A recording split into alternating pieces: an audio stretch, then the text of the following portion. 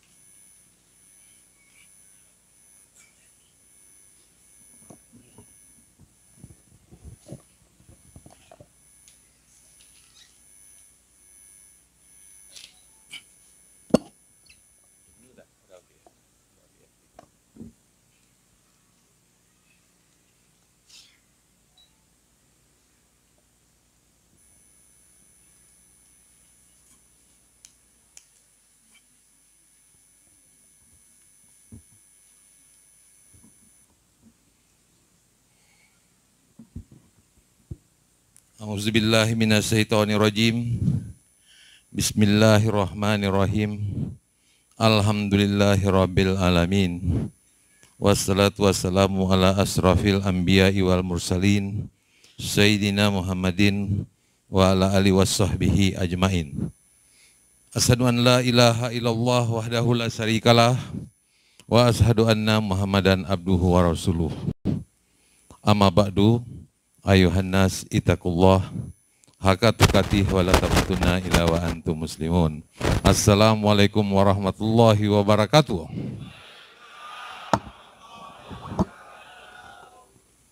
Alhamdulillahirabbil alamin.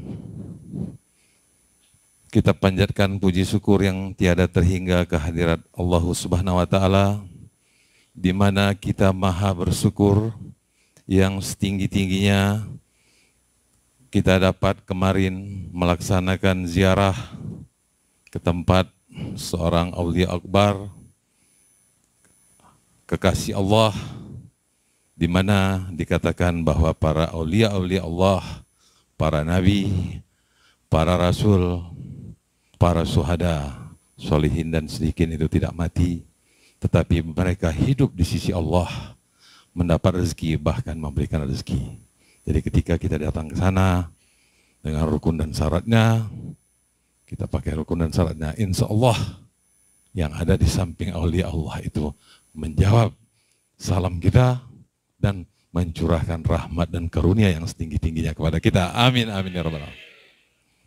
Kemudian salam dan salawat kita panjatkan kepada junjungan kita Nabi besar Muhammad sallallahu alaihi wasallam yang telah membimbing kita membawa dunia ini dari alam yang gelap gulita ke alam yang terang benderang, mengajarkan kepada manusia apa itu Islam, apa itu iman, dan apa itu ihsan. Dan alhamdulillahirabbil alamin, kepada kita telah mengenal apa itu Islam, apa itu iman, apa itu ihsan, dan merasakan nikmatnya. Nikmat ihsan itulah salah satu zikrullah yang kita laksanakan, yang dimana tujuan daripada tarikatullah itu adalah untuk mencapai ridha Allah, mencapai ridha ilahi, dan mencapai sholatul khosiin. Kemudian dianugerahkan, walaupun tidak menjadi tujuan utama, kadang-kadang kepada hamba-hamba Allah yang dikasihi, diberikan seperti karamah, yaitu yang dinamakan dalam tasawuf ilmu laduni.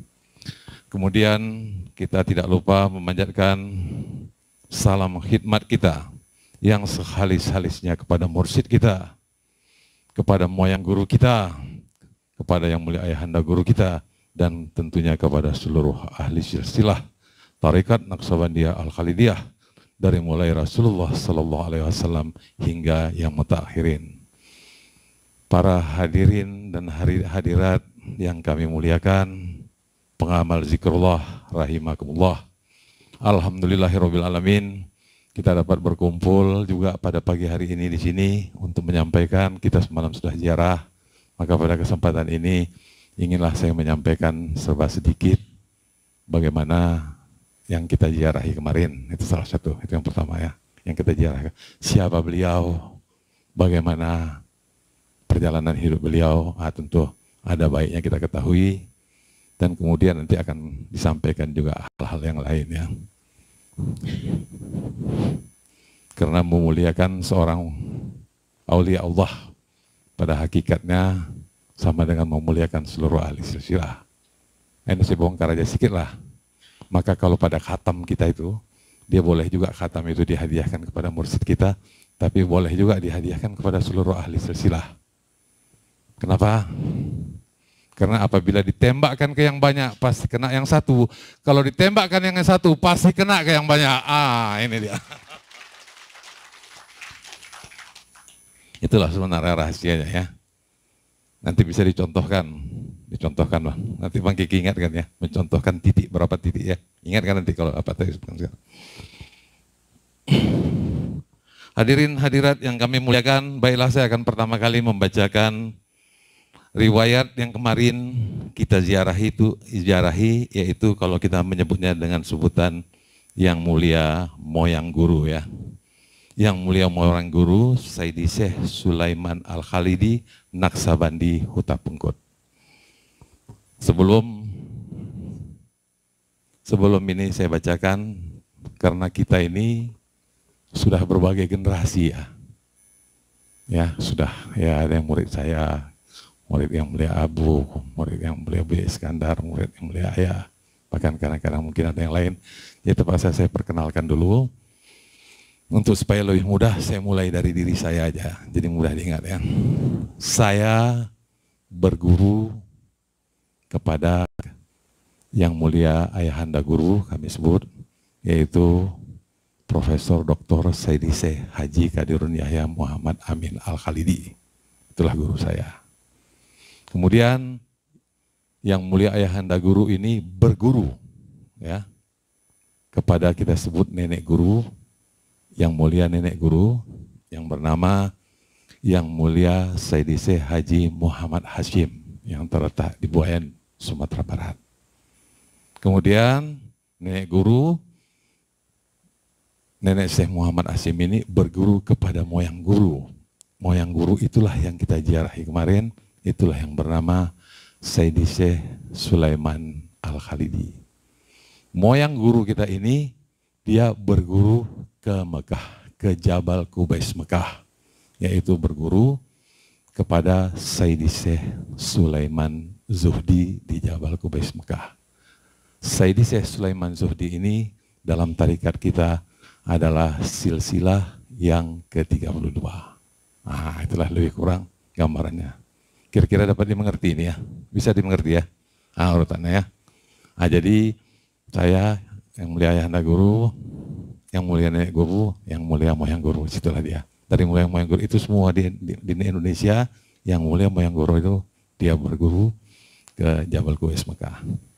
Baiklah, kita mulai kisah beliau. Saya ulang ya.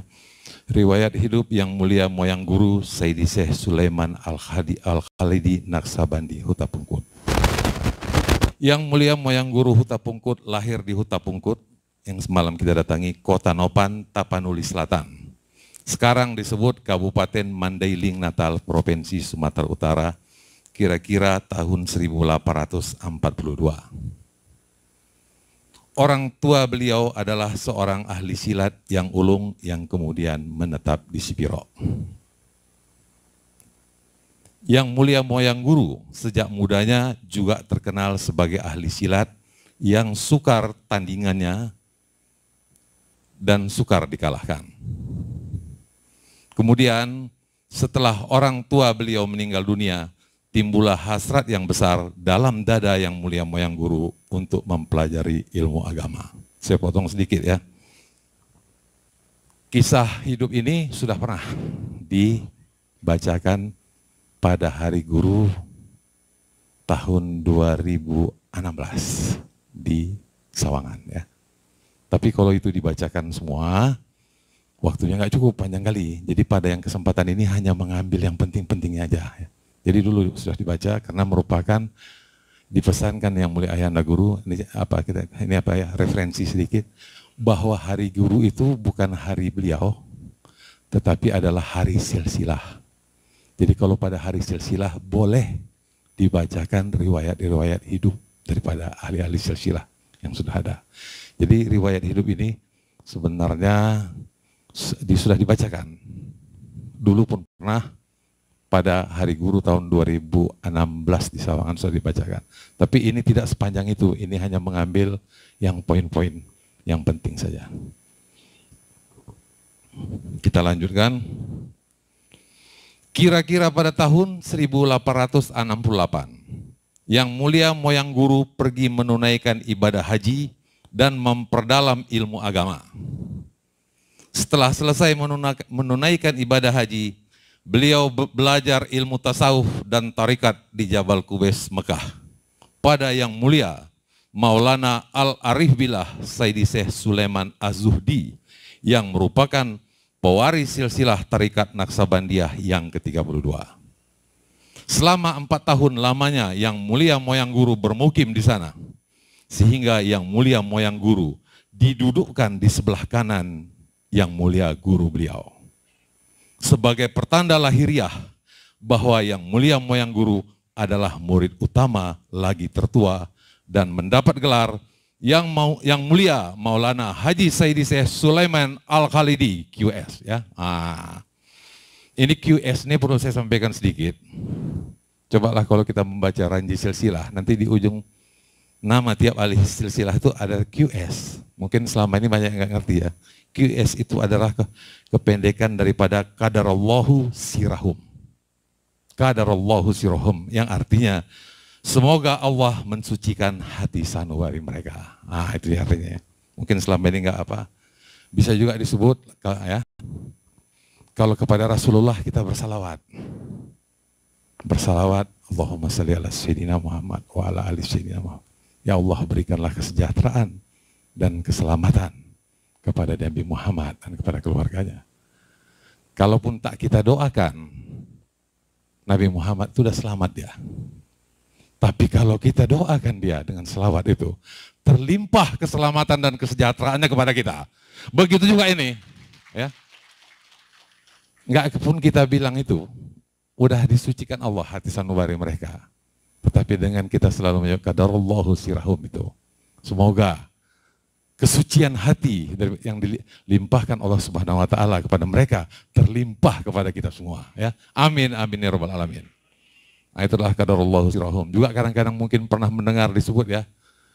Kalau kepada Rasulullah apa? Mungkin pernah Allahumma salli ala Sayyidina Muhammad wa ala ali Sayyidina Muhammad kama shallaita ala Ibrahim wa ala ali Ibrahim. Wa barik ala Sayyidina Muhammad wa ala ali Sayyidina Muhammad kama barakta ala Ibrahim wa ala ali Sayyidina Ibrahim fil alamin innaka Hamidum Majid. Kalau kurma. Qadarallahu sirahum arba'atil khulafa'ur rasyidin. Sayyidina Abi Bakrin wa Umar. Itu qadarallahu sirahum. Artinya semoga Allah mensucikan para hati khulafa'ur rasyidin. Itulah kira-kira yang dalam arti daripada ahli silsilah. Cobalah perhatikan kalau kapan-kapan nanti melihat Ranji Silsilah ada itu di ujung belakang. Baik, dalam dipendek kata daripada tahun-tahun ini bahwa yang mulia nenek guru moyang guru ini pergi ke Mekah disederhanakan umur 26 tahun, belajar dan mengabdi selama 4 tahun sampai dengan umur 30. Ya, 4 tahun. Kita lanjutkan. Suatu ketika Yang Mulia Moyang Guru kehabisan belanja di Mekah. Karena itu beliau berdoa kepada Allah Subhanahu wa taala di sisi Ka'bah yang mulia di Hijr Ismail. Belum selesai beliau berdoa, tiba-tiba berdentinglah sebuah uang dinar di hadapan Yang Mulia Moyang Guru. Kemudian uang dinar itu dibawa Yang Mulia Moyang Guru kepada guru beliau, yaitu Yang Mulia Maulana Al-Arif Billah Sayyidi Syekh Sulaiman Az-Zuhdi. Qadarallahu sirahum. Dan guru beliau berkata, wahai anakku, doamu di tempat yang mustajab telah makbul. Karena itu anakku, kembalilah ke tempat asalmu untuk mulai menanamkan dan mengembangkan amalan ini. Nah, itu dia ya. Jadi 4 tahunlah beliau di sana. Saya agak berubah duduk aja ya supaya lebih enak ini. 4 tahun beliau berada di sana. Nah, kemudian sudah dibolehkan. Sebenarnya kalau kita lihat sejarah, di silsilah ke-29 yang mulia Maulana Syekh Khalid Kurdi, setahun itu. Belajar setahun. Gak sampai pun, 6 bulan. Yang mulia Ayahanda Guru, memang dari masanya 7 tahun. Tetapi sebenarnya 3 tahun pertama itu hanya nggak sempat jumpa sama nenek guru. Nggak jumpa ya, karena terjadi agresi Belanda. 50 ke 54, hanya 4 tahun. Tapi tahun 50, tahun 52, sudah diangkat jadi syekh. 3 kali suluk. Jadi kalau melihat daripada ini, daripada beberapa sejarah, yang mulia Ayahanda Guru 4 tahun, 2 tahun, bahkan yang mulia Maulana Khalid Kurdi itu setahun, nggak sampai 6 bulan pun. Rata-rata mereka ini sebenarnya memang sudah mati. Pertama memang mendapatkan karunia Allah. Yang kedua memang udah matang. Ketika dia bertemu udah tinggal penyempurnaan aja. Ya, tinggal hanya penyempurnaan aja lagi. Dan kemudian rata-rata majahadah, kesungguhannya itu kuat sekali. Nah itulah ketiga hal. Itu nggak perlu kita masalahkan. Ya. Tapi yang Maulana Khalid Kurdi 6 bulan, setahun, Ayahanda Guru 2 tahun, ini 4 tahun. Kita entah berapa tahun. Tapi tetap mendapat rahmat Allah ya. Katanya, siapa yang menjaga amalnya tetap rahman dan rahim Allah niscaya senantiasa menyertainya. Tapi ini sebagai gambaran aja, enggak apa-apa ya. Saya ceritakan sedikit. Lut alaihi salam lama diangkat. Yakub alaihi salam cepat dan macam enggak sengaja. Nabi Harun ini secara asbabul nujub diusulkan. Ya mungkin Nabi Musa berdoa diusulkan. Ya. Nah, Nabi Isa sejak lahir sudah dipersiapkan. Jadi tapi nggak kita masalah ya. Nah, jadi artinya begini, nggak usah kita kejar-kejar itu. Kita jaga amal kita kalau ada waktunya, sampailah itu dia tuh. Mengenai cepat lambat nggak itu ya. Nah, kalau nanti baca-baca itu sejarah itu ya. Ya kita lanjutkan ini, itulah jaga kira. Kemudian yang mulia moyang guru melanjutkan perjalanan menuju kampung beliau dan selanjutnya menetap untuk mengajarkan agama Islam, mengembangkan tarikat Naqsabandi hingga nama yang mulia moyang guru terkenal sebagai seorang ulama tasawuf yang besar yang diakui dalam dunia ulama Islam di Sumatera Utara. Jadi pada waktu dulu di daerah sana pun belum semuanya Islam ya, yang tepat yang semalam tuh. Jadi beliau mengajarkan Islam, memasukkan orang Islam sekaligus mengajar tarikat Naqsabandi. Kemudian dikatakan bahwa pernah didengar, saya pernah mendengar bahwa nama yang mulia moyang guru ini sebagai seorang ulama tasawuf yang besar dan juga sebagai pengembang ajaran agama Islam tercatat di Universitas Islam Negeri Sumatera Utara. Jadi artinya institusi agama Islam yang umum pun mengakui kebesaran daripada yang mulia moyang guru semalam. Karena ini hanya singkat-singkat saja, maka kita ngambil apanya ya, yang penting-penting aja, itulah apa yang pentingnya. Kemudian selanjutnya bahwa moyang guru ini sangat banyak muridnya, namun yang diangkat menjadi syekh adalah 8 orang. Di antara murid-murid yang mulia moyang guru yang paling terkenal, yaitu yang diangkat menjadi syekh ada 8 orang. Yang pertama, yang mulia nenek Syekh Abdul Qadir dari Sipiro. Yang kedua, yang mulia nenek Syekh Basir dari Pekantan. Yang ketiga, yang mulia nenek Syekh Husin dari Hutagodang. Yang keempat, yang mulia nenek Syekh Abdul Majid dari Tanjung Larangan, Muara Sipongi. Yang kelima, yang mulia nenek Syekh Ismail dari Muara Sipongi. Yang keenam, yang mulia nenek Syekh Muhammad Saman dari Kampung Sungai Jaring, Bukit Tinggi. Ketujuh, yang mulia nenek Syekh Muhammad Baki, yaitu anak kandung beliau sendiri. Ke-8, yang mulia nenek Syekh Muhammad Hasim dari Buayan, yaitu yang mulia nenek guru daripada yang mulia nenek guru. Ada 8 orang ya yang diangkat sebagai syekh. Selanjutnya, kepada murid-murid atau khalifah-khalifah, di masa dulu istilahnya khalifah, bukan petoto, yang tersebut di atas. Ada yang dalam musim haji yang sama disuruh oleh yang mulia moyang guru ini untuk pergi mengerjakan ibadah haji dengan diberi modal uang masing-masing 1 rupiah Belanda. Dan insya Allah ketika sang murid telah kembali ke tanah air dari tanah suci, uang tersebut dikembalikan lagi kepada yang mulia moyang guru dalam keadaan utuh. Ternyata bila uang yang diberikan oleh seorang aulia Allah Subhanahu wa taala tidak dapat habis, mendatangkan rezeki di mana saja pemegangnya berada, apalagi dibawa oleh para murid yang sidik yang tidak akan pernah kekurangan sebab rezeki mereka sudah pasti dijamin Allah Subhanahu wa taala. Ya, jadi itu begitu ya. Rp1 dibawa. Bahkan ada yang murid-murid beliau yang disuruh, ini penting, yang disuruh pergi ke Mekah, naik haji, kemudian ikut beramal, ikut juga berabdi di Jabal Kuwais. Banyak yang murid-murid beliau ini. Ya, bahkan salah satu nenek buayan, ya, nenek guru kita juga berabdi di Jabal Kuwais, bertemu dengan anak dan khalifah daripada nenek Syekh Sulaiman Juhdi, yaitu Syekh Ali Ridho dan Syekh Husin. Bahkan dia mendapat statuta Tarekat Naqsabandi ya. Ini murid daripada nenek moyang guru ini pergi ke sana ke Mekah, ada yang diberikan statu Tarekat Naqsabandi. Tapi suatu hal yang perlu saya sampaikan, walaupun mereka ke Mekah ikut bertawajuh di Jabal Kuwais Mekah, bahkan kadang mendapat ijazah. Satu yang pernah pasti saya pastikan, mursyid tidak bertukar. Mursyidnya tetap moyang guru. Mursyid tidak bertukar. Di situ ya. Walaupun dia mendapat ijazah, mursyidnya dia tetap kepada moyang guru. Nah, ini saya sampaikan di sini ya. Mursyid tidak bertukar ya. Yang sama. Boleh coba dipraktikkan dulu. Dipraktikkan. Buat 10 titik. Biar nampak. Buat 10 titik tapi acak titik 10. Nah, biar nampak dia apa? Sampai 8 titik. Satu orang pegangkan pecah. Ayo. Acak 10 titik. Acak. Udah. Supaya nampak, berdiri. Nah, 10 titik, nampak kan? Titik ya. Nah, sekarang buat titik 1. Enggak 1 ya. Buat titik 1 tapi di tempat yang sama. Titik lagi. Terus 10 kali aja, 10 kali. 10, udah, ada 10 kali. Ini udah 10 kali, tapi 1 nampaknya kan?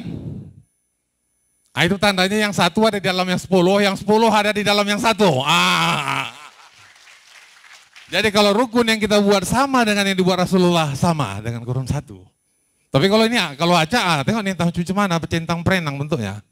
Tapi kalau 1, di yang 1 ini udah ada 10 kali dibuatnya. Ya. Jadi kalaupun 35 kali, 36 kali, 37 kali, kalau rukun dan syaratnya sama, 1 dia.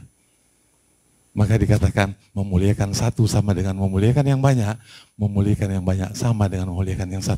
Karena ada, oke. Contoh itu contoh. Kita lanjutkan. Apa itu? Kenapa itu? Enggak, kenapa?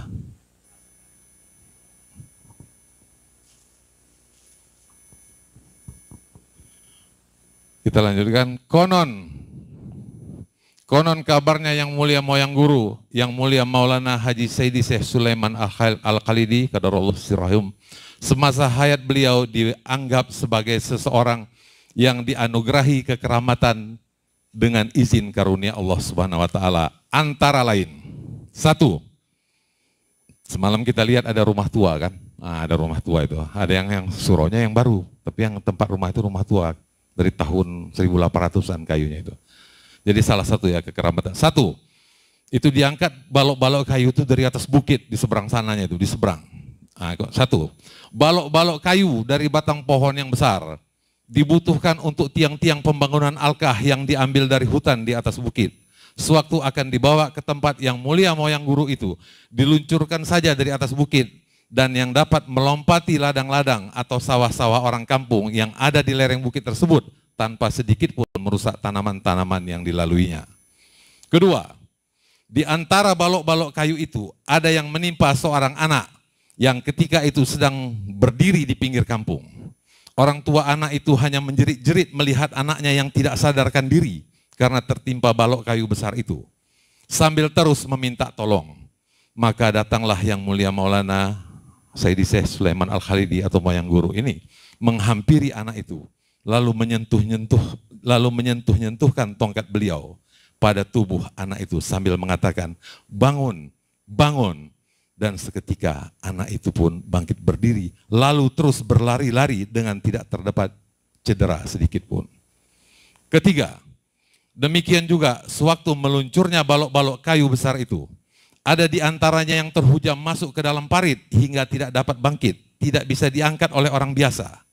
Maka datanglah Yang Mulia Moyang Guru yang kemudian mendorong-dorongkan tongkat beliau pada balok itu sambil mengatakan, "Naik, naik." Balok kayu yang besar itu pun naik dengan sendirinya ke atas parit, lalu meluncur lagi ke tempat yang dituju. 4. Seorang tukang yang bekerja di rumah besar itu, ada yang kebetulan sakit telapak dan persendian kakinya, atau luka dan terkilir, sehingga tidak bisa naik ke atas rumah yang berupa rumah panggung. Oleh Yang Mulia Moyang Guru, orang tersebut disuruh supaya naik saja. Dengan memaksakan diri dan berat hati, tukang itu pun naik, tetapi tiba-tiba setelah berada di atas rumah, ternyata kakinya sudah sembuh sama sekali.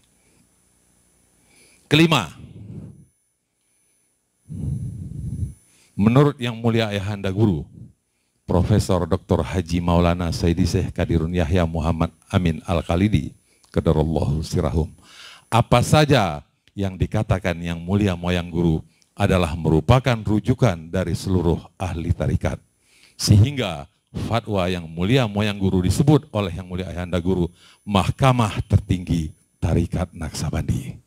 Ini ya, tepuk tangan ya.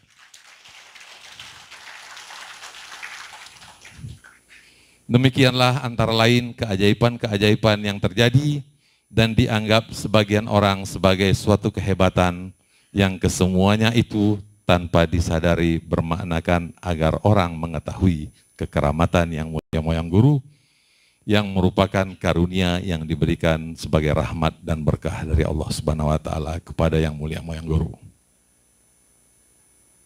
Satu lagi ini ada, cuman ya saya bilang aja lah, tapi enggak dia.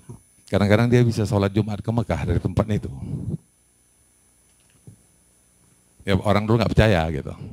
Tiba-tiba suatu hari ada orang kampung situ naik haji ke Mekah. Moyang Guru ini nggak naik haji, memang jumpa dia di sana di Masjidil Haram tuh. Barulah orang percaya. Nah, itu memang nggak dituliskan, tapi dari apanya? Itu nggak ada dalam riwayatnya, nggak tertulis. Ya, kadang-kadang dia walaupun di sini tiba-tiba dia, artinya dia kalau dalam bahasa kita memiliki kemampuan Isra itu artinya, ya, jarak itu ya. Tapi memang nggak dituliskan resmi, tapi dari beberapa informasinya ada. Baiklah, demikianlah lebih kurang beliau akhirnya, karena ini dipendekkan ya, beliau wafat, beliau berlindung pada malam Jumat tanggal 3 Muharram 1336 Hijriah atau 12 Oktober 1917, sudah Isya kira-kira jam 8 malam. Yang Mulia Guru menghembuskan nafas yang menghabiskan, berlindung dalam usia 75 tahun 25 hari. Quran Surah Ar-Rahman 26-27, tiap-tiap yang ada di alam ini akan binasa dan yang kekal hanyalah wajah atau zat Tuhan yang Maha Mulia. Itulah demikian yang bisa riwayat hidup yang memang dipersingkat untuk disampaikan kepada para hadirin hadirat rahimakumullah.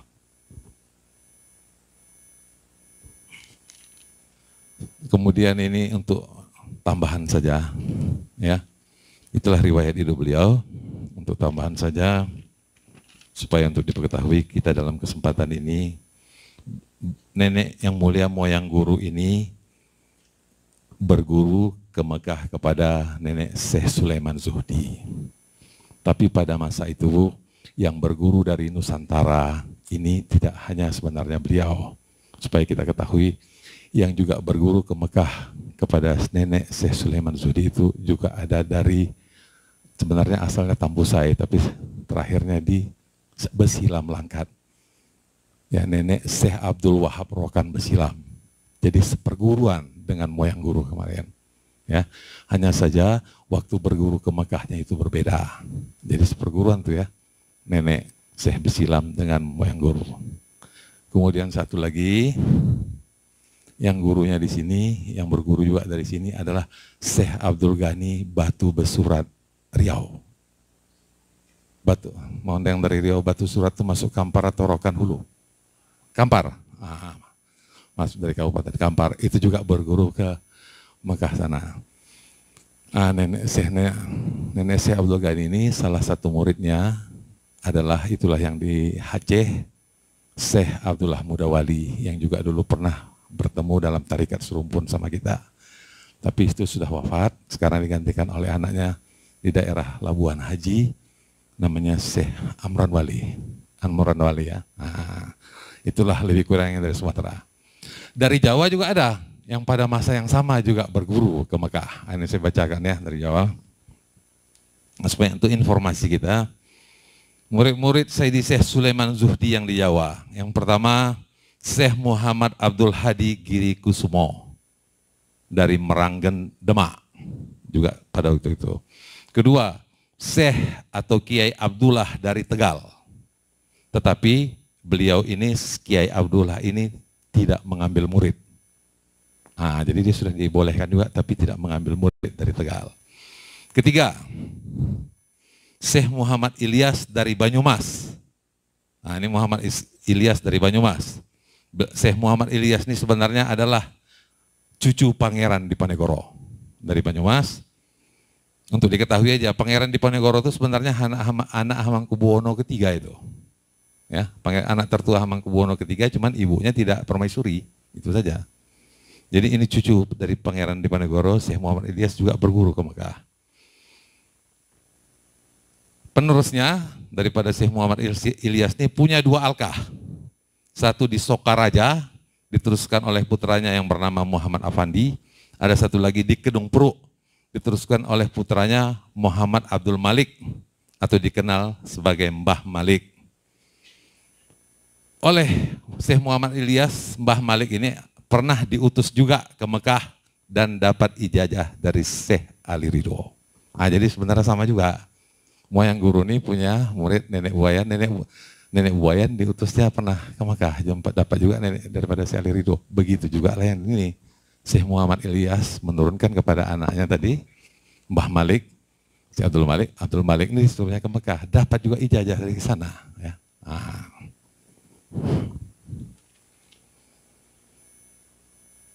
Mbah Malik inilah guru dari ketua tarikat Muktabarah sekarang yang bernama Syekh Habib. Itu sebenarnya. Jadi itulah hubungan kita dengan Syekh Habib Lutfi itu. Disitulah. Pada yang terakhir itu ada yang kebetulan dari kita ini datang, yang juga anggota tarikat Muktabarah. Entah bagaimana dia menghubungkan. Saya bilang, saya sampaikan salam hormat, salam takjim. Saya bilang kepada Syekh Habib Lutfi, dia menjawab ya. Pada suluk terakhir, Syekh Habib Lutfi mengucapkan selamat untuk suluk yang ada di Baitul dan yang ada di yayasan. Itu dia. Supaya kita tahulah sedikit apanya. Yang keempat, Syekh Abdurrahim dari Cikampuk, Cilacap. Dari muridnya saat ini ada yang mendirikan perguruan tarekat Al-Falah di Banyumas, pimpinannya saat ini adalah Syekh Habib Mukti. Yang kelima adalah Syekh Muhammad Habib, tapi muridnya tidak banyak. Itulah dia, untuk kita ketahui ya sekitar apa ya. Ini lain-lain dan lain-lain. Di antara syekh-syekh yang tadi ada yang lebih tua, yaitu yang di Sumatera Barat nih. Yang pertama namanya Nenek Syekh Ibrahim Kumpulan. Semalam kita lewati juga itu, Syekh Ibrahim Kumpulan. Itu yang pertama. Yang kedua, Syekh Ismail Simabur, atau nama lainnya Syekh Ismail Minangkabawi. Itu bergurunya nggak ke yang ke-32, langsung ke yang 29. Jadi lebih tua. Jadi yang ini kan nenek apa moyang ini ke yang 32, tetapi yang 2 ini berguru ke sana. Mana kayak di mana? Jadi enggak situ aja. Syekh Ibrahim Kumpulan murid tertuanya adalah nenek Syekh Sabudin Sayur Tinggi. Itulah nenek khalifah tertua daripada nenek Syekh Ibrahim Kumpulan, dan disitulah awal muasal ayahanda guru mengenal tarikat. Tapi tidak masuk di Syekh Sayur Tinggi itu. Tapi hanya belajar gitu aja, tapi belum masuknya di sini di Bukit Tinggi. Jadi ayahanda guru dulu di sana di Sayur Tinggi, itulah dia apa. Jadi jadi ada yang lebih tua dari segi yaitu Syekh Ibrahim Kumpulan dan Syekh Ismail Simabur itu. Syekh Ismail Simabur atau Syekh Minanggabawi. Yang Syekh Ismail Simabur nih kalau nggak salah makamnya di daerah Batu Sangkar atau daerah Lintau, sedangkan yang Kumpulan semalam juga kita lewati itu. Lanjutnya saya terangkan, ini mereka langsung daripada silsilah ke-29, yaitu murid daripada Sayyidi Syekh Maulana Khalid Kurdi. Tapi dalam praktik sebenarnya Maulana Khalid Kurdi ini tidak menetap ya. Jadi sebenarnya dia berguru kepada yang nomor 30, yang ada di Jabal Kubis Mekah. Namanya Syekh Abdullah Afandi. Syekh Maulana Khalid Kurdi ini keliling. Itu modelnya, yang nomor 29 nih. Asal dia ke Mekah, nanti siapa-siapa yang diangkat oleh Syekh Abdullah Afandi, disempurnakannya aja, disahkannya aja. Maka dalam riwayat hidup daripada nenek Syekh Ibrahim Kumpulan dan nenek Syekh Ismail Simabur menyebutkan, kami murid daripada Sayyidi Syekh Maulana Khalid Kurdi, namun di bawah bimbingan Sayyidi Syekh Abdullah Afandi. Karena Maulana Khalid Kurdi tidak menetap di Mekah, dia berkeliling. Ya, makam terakhirnya di Syria. Damaskus, ya, Khalidiyah. Jadi begitu aja ya. Jadi sebenarnya itulah. Tapi pengesahan ijazah kesehatannya tetap dari Syekh Maulana Khalid Kurdi, ya, Syekh Abdullah Afandi yang berada di Jabal Kubais Mekah. Syekh Ismail Simabur atau Syekh Ismail Minangkabawi, murid dari pada Syekh Maulana Khalid Kurdi, muridnya sangat banyak. Ada di Tanah Minang, ada di Singapura, ada di Pulau Penyengat, Kepulauan Riau. Bahkan Raja-Raja Riau juga termasuk muridnya. Sampai Semenanjung Melaya hingga ke Kedah. Jadi jangan juga kita terkejut. Yang dari Malaysia ini tiba-tiba kita bergaul, udah banyak juga atau orang lain yang juga udah mustarikat juga. Ya. Karena dari nenek-nenek guru juga sudah banyak murid-muridnya di sana. Tapi apakah terorganisir macam kita? Tidak. Jadi sudah ada dari dulu ya. Sampai ke Kedah. Lanjut lagi nih. Pada tahun 1869, pada tahun 1869 seorang residen Belanda mencatat dan mengatakan 1/8 dari penduduk dataran tinggi Sumatera Barat telah menjadi pengikut tarikat Naksabandi. Dataran tinggi ini 1/8. TN aja ya. Sebelum tarikat Naksabandi datang, tarikat Satariyah sudah ada di sini. Jadi kalau 1/8, tarikat lain 1/8, artinya 1/4 atau 1/6. Artinya pada waktu itu, tiap 6 orang yang ada di kota ini, 1 orang tarikat. Saya nggak tahu sekarang, apakah memang seperti di Uzbek nggak ada lagi, atau masih terus tanpa kita tahu. Tapi kalau memang berterus, kalaupun tak 1/4, nanti kalau habis ini kita main-mainlah di kota nih, mungkin 1 orang dari 10 yang kita jumpa mungkin penganut tarikat, tapi kita nggak tahu. Ini boleh kita coba nanti kalau nggak percaya. Pergi kita ke pasar. 1/8, artinya kalau itu TN saja ya, Naksabandi. Nanti ada kesimpulannya ini sebenarnya. Ini ada kesimpulannya.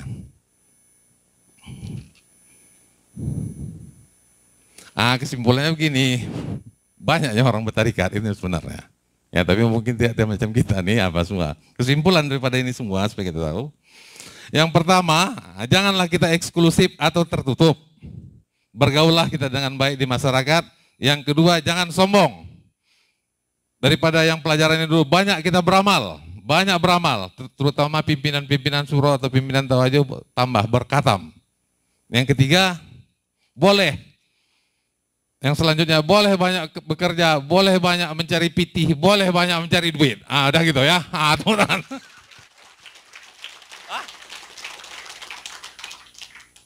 Ini bukan sekedar saya bilang ya, silsilah ke-29 sudah pernah mengatakan, silsilah ke-29 pernah mengatakan, Sayyidi Syekh Maulana Khalid Kurdi, saya mencari dunia demi agama.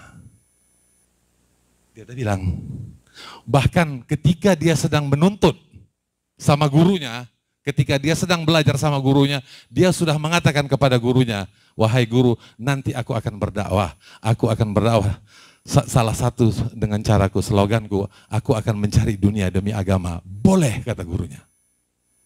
Nah, jadi saya membilang ini bukan tanpa dasar ya. Nah, bukan untuk membuat semangat, memang boleh. Nah, jadi ya boleh, banyak beramal, banyak bekerja, boleh mencari pitih, itu banyak boleh.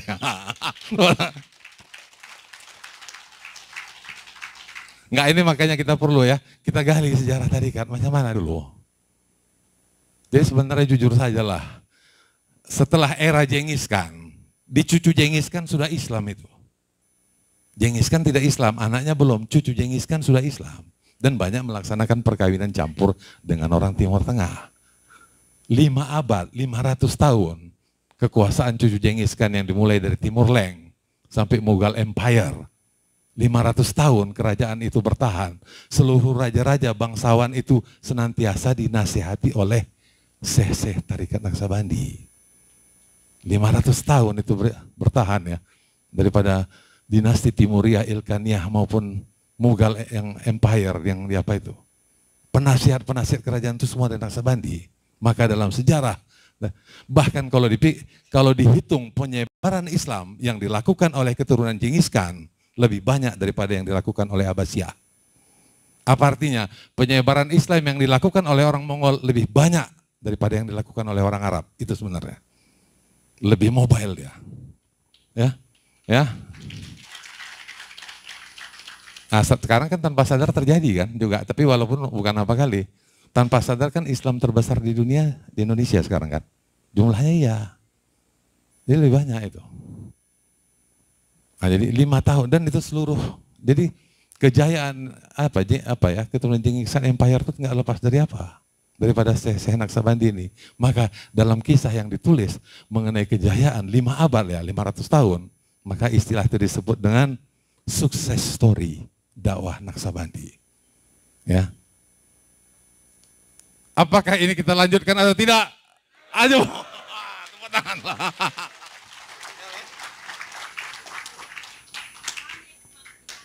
Oh, mami nanti salah satu ya, oh boleh. Yang lain pun boleh lah, bukan mami aja, yang lain boleh juga. Begitulah kesimpulan nih. Ya, tadi mencari dunia demi agama sudah ya. Nah, oke lah kesimpulan kita memang pada hari ini untuk disampaikan aja supaya terbuka wawasan kita. Intinya satu, sama seperti yang tadi, kita muliakan dalam kesempatan yang ini moyang guru kita Sayyidi Syekh Sulaiman Al-Khalidi Bapungkut, dan kita yakin memuliakan yang satu sama dengan memuliakan yang banyak, karena yang banyak ada di dalam yang satu dan yang satu ada dalam yang banyak ya. Itulah penjelasan yang pertama daripada pada pagi hari ini. Yang kedua, ini kita semalam cerita tuh begini. Ini cerita dulu sedikit lo yang apa? Mengenai ziarah ini. Jadi sebenarnya begini, ziarah ini kepada yang cerita pribadi saya. Maka terjadi inilah saya lakukan tiap 7 tahun. Walaupun tidak 7 tahun pun boleh. Ceritanya sejarah begini, ketika saya lahir, saya sakit tetanus. Dan sakitnya begitu berat.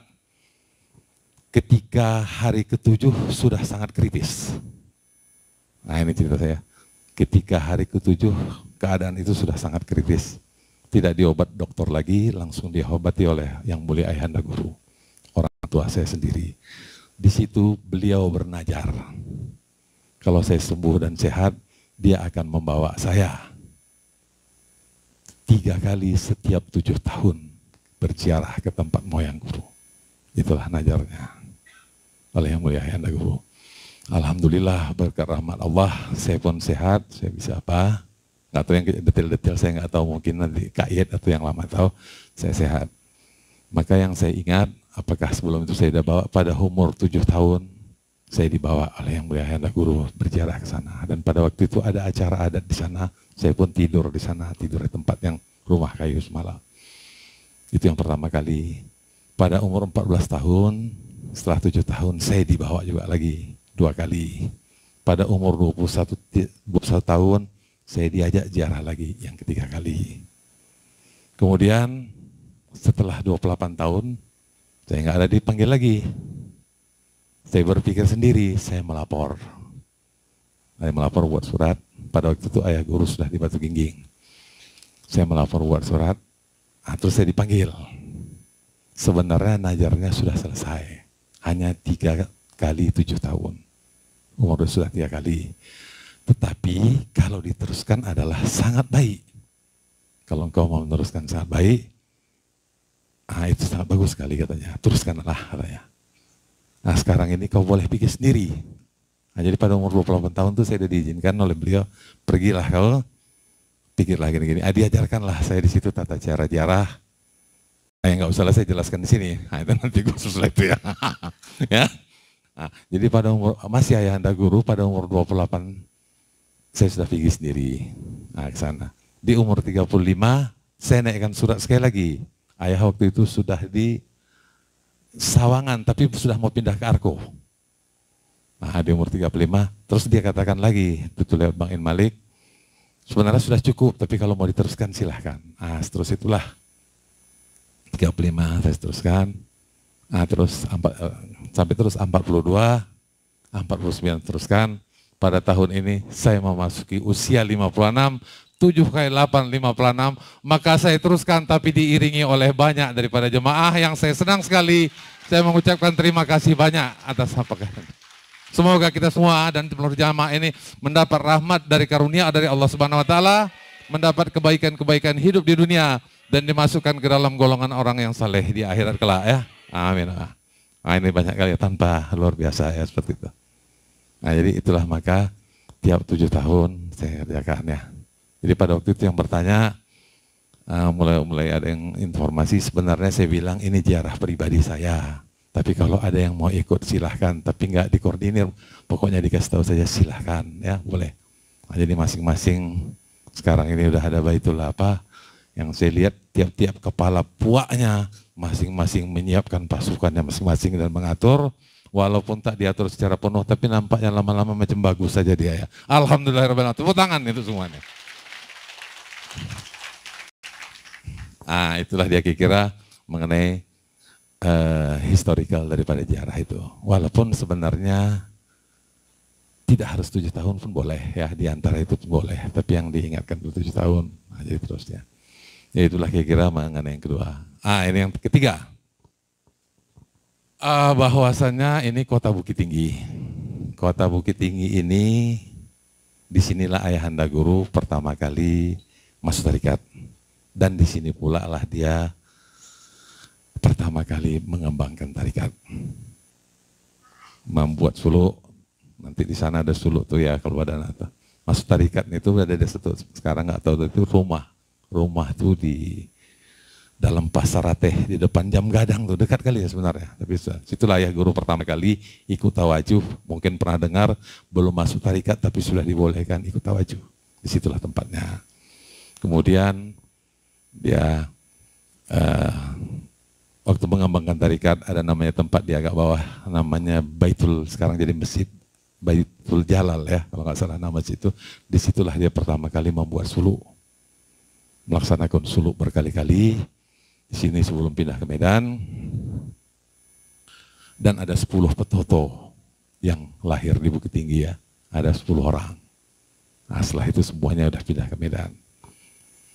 Jadi pada waktu suatu hari ziarah pas kemari, ini sekitar apa, Ayahanda Guru habis ziarah dari Utapungkut kemari sampai dia semini, dia senang, dia bercerita pas ada anak, ada semua jemaah, ada anak-anak. Ingat ya ini negeri asal katanya. Ingat ya ini negeri asal. Pada waktu itu ada yang menyeletuk, lupa saya. Ayahanda Guru ini kan kampungnya, orang tuanya kampungnya di Padang Sedimpuan. namanya Siharang-Karang. Kampung dia asli itu Siharang-Karang. Jadi pada waktu ayahanda guru mengatakan, ini negeri asal katanya. Ada yang nyeletuk, bagaimana Siharang-Karang? Nah, dia, bukan Siharang-Karang? Ada yang nyeletuk, saya lupa itu yang nyeletuk ya. Terus dia jawab, tidak. Ini negeri asal. Siharang-Karang negeri leluhur katanya. Siharang-Karang negeri leluhur, negeri nenek moyang. Nah, jadi ini negeri asal. Banyak pengertian daripada negeri asal ini. Yang pertama kali dia masuk tarikat di sini. Yang kedua kali, pertama kali dia mengembangkan tarikat di sini.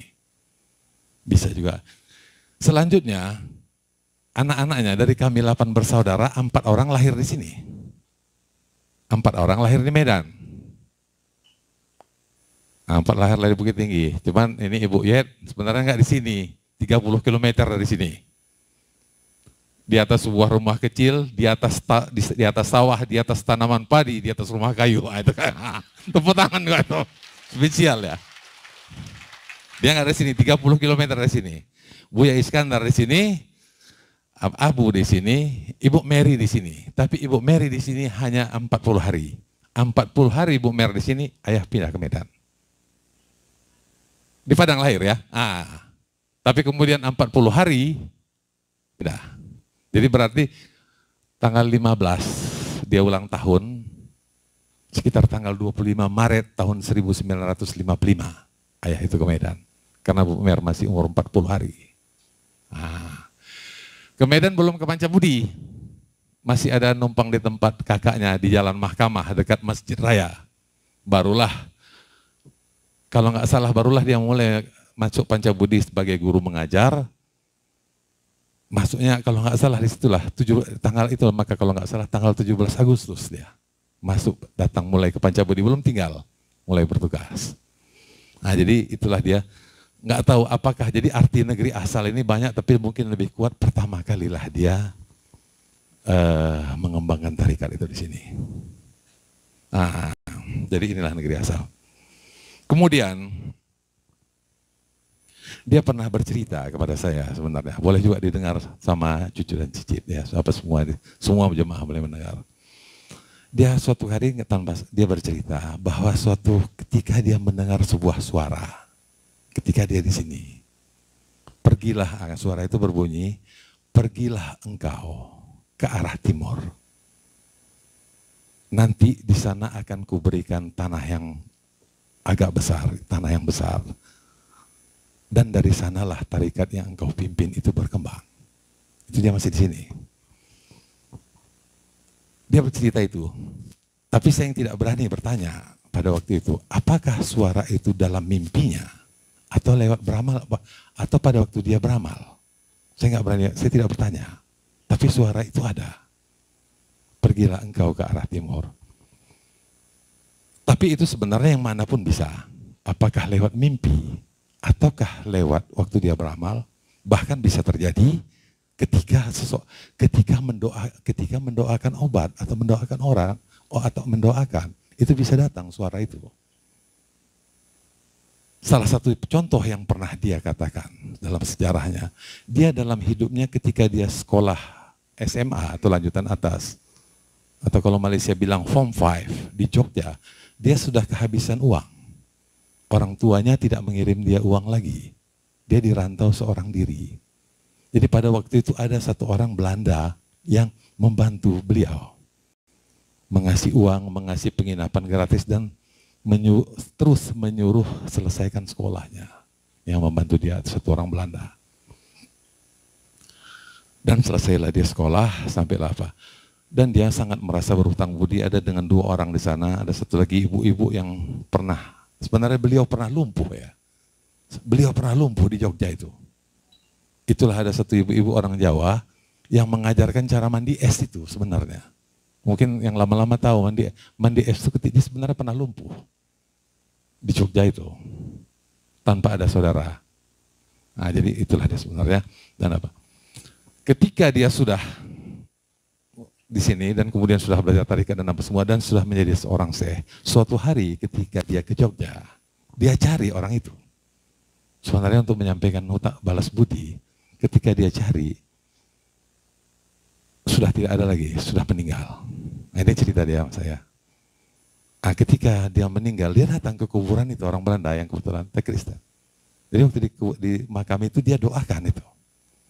Dia doakan, doa itu tidak naik. Doa itu nggak naik. Kemudian istilahnya ya, dia tambah lagi Fatihah Kulhunya kedua kali. Dia doakan lagi, doa itu juga tidak naik. Karena yang membantu dia ini Belanda ini bukan Islam. Agama Kristen. Bahkan pastor pun. Ya, Katolik.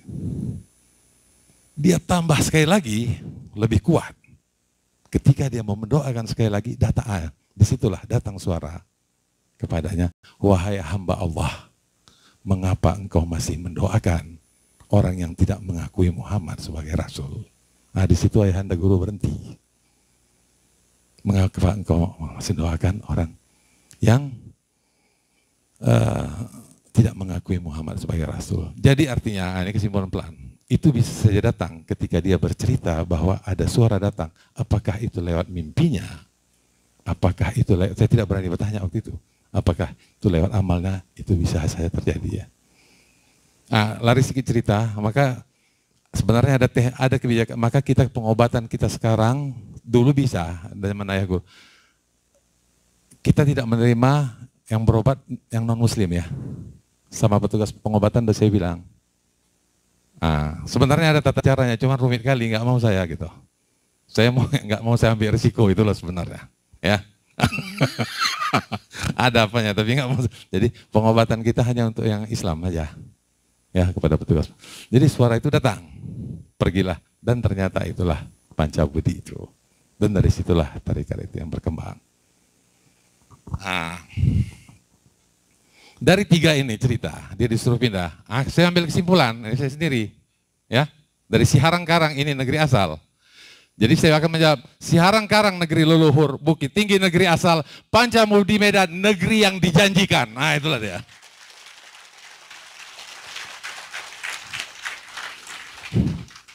Seperti Allah memberitahu Yakub alaihissalam kepada tanah yang dijanjikan ya. Itu lewat mimpi tuh. Pergilah ke tanah Kanaan begini-gini. Nah, cuman jadi kita tahu lah. Jadi Pancabudi sebenarnya itu tanah yang dijanjikan, tanah perjanjian itu. Sama kalian belum pernah cerita, tapi memang yang kawan-kawan dekat itu, saya selalu cerita. Orang ini nggak ngerti, hati-hatilah di tanah perjanjian. Teman-teman pakai. Gak usah macam-macam lagi dari situ. Hah? Tanah yang dijanjikan bagi beliau itu. Ya, dan dari sana berkembang. Nah, jadi kepada yang untuk kita ini nggak bisa, Pancabudi itu tetap ada nuansa spiritualnya. Jadi kita mungkin sekarang ini udah ada untuk perkembangan kepada anak cucu tanpa sadar boleh aja. Kita udah membuat satu perusahaan lagi, PT PBR namanya, Patuan Balio Rahmat Shah, itu situlah. Itu nanti ya. Patuan Balio Rahmat Shah itu nama beliau juga, tapi nama gelar adatnya. Nah, itu sudah ada. Tapi kalau namanya Pancabudi tidak. Pasti bernuansa spiritual ya. Karena suatu artinya sampai kapan jagalah itu. Nah, ini bolehlah saya menyampaikan baik kepada diri sendiri, saudara saya, para cucu, para kemenakan saya, jagalah itu tapi janganlah pernah lupakan zikrullah karena itu lahir. Seperti tanah yang dijanjikan kepada beliau, itulah yang disampaikan ya. Itulah kira-kira daripada sejarah, saya nggak tahu dia tetap beliau menyebut ini negeri asal ya. Nah, jadi itulah dia kira-kira yang disampaikan 3 poin ini. Alhamdulillahirabbil alamin, secara ya bilang ada resmi kita ziarah dan apa semua ini sudah selesai, sudah saya sampaikan. Setelah ini boleh nanti masing-masing bebas, siapa yang mau kembali ke Pangkalan silahkan, siapa yang mau kembali ke rumah masing-masing silahkan, siapa yang mau berlibur di Sumatera Barat ini pun silahkan. Kalau nggak salah dari informasi terakhir ada 17 tempat di sini, tempat wisata yang umum, terserahlah ya. Tapi yang kita penting daripada yang kita pegang tadi, daripada sejarah, daripada para ahli silsilah, para aulia Allah, kita jagalah ya. Zikrullah ini, jadi anak cucu pun tahu ya bagaimana keberadaan daripada Pancabudi itu. Mungkin beliau tidak pernah, memang beliau waktu itu hanya spesial waktu itu berdua aja menyampaikannya. Jadi waktu itu, itulah saya tangkap cerita-cerita itu. Saya tetap merasa walaupun seolah-olah tidak, tapi Pancabudi itu metafisis itu dia bekerja terus itu. Karena asal muasal seperti itu. Dan kita jagalah ya, jangan kita belajar daripada kisah orang-orang yang terdahulu dari kita, jangan kita tinggalkan itu ya. Ya, tetaplah kita agungkan asma Allah di tempat itu. Kemudian kalau mengenai hidup dan kehidupan kita, kita kepada masing-masing. Kepada seluruh kita semua di sini, jemaah yang hadir, zikrullah yang itu yang diberikan kepada kita adalah dikatakan juga sebagaimana amalan yang diamalkan oleh Rasulullah SAW, oleh para sahabatnya, para salihin, para sidikin. Itu luar biasa itu ya. Apabila nanti suatu hari siapa yang mendapat anugerah Allah akan mendapat balasan zikrullah, zikir daripada Allah Subhanahu wa taala itu sendiri ya. Kalau itu dapat, itu luar biasa sekali. Jadi dalam kesempatan ini ya rasanya udah tak ada lagi apanya ini. Sebelum ditutup rasanya sekali lagi mengucapkan terima kasih kepada yang hadir ini. Semoga kita semua mendapat rahmat dan karunia daripada Allah Subhanahu wa taala, terbuka hijab kita dan makin kuat zikrullah di dalam hati sanubari kita.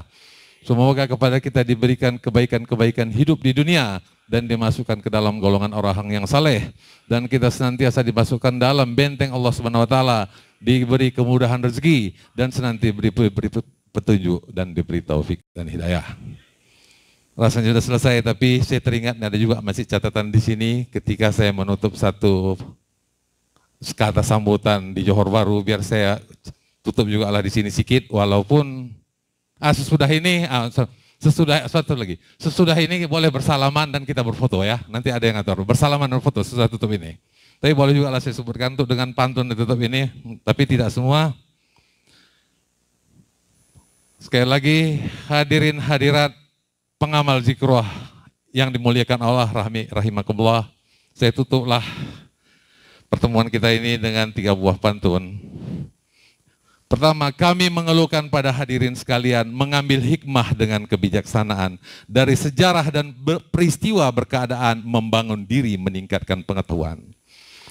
Orang bijak mengatakan yang segenggam patut digunungkan, orang bijak mengatakan yang setitik baiknya dilautkan. Di tempat ini dan di saat ini tanpa sadar sejarah baru mulai ditorehkan untuk menyambut masa depan yang penuh harapan. Syair selesai di hujung malam, santak ke subuh mega temaram. Saya berserah Allahu alam, mengakhiri kata dengan wassalam. Assalamualaikum warahmatullahi wabarakatuh.